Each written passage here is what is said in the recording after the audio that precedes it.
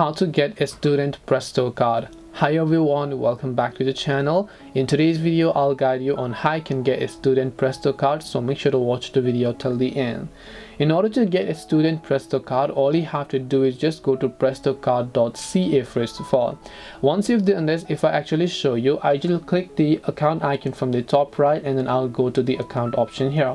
When I go to account, on the left hand side you should be able to see all these sorts of details, where if I go to order a new card section over here, you'll be able to see all this again, where right over here you should be able to see an option that says your new Presto card.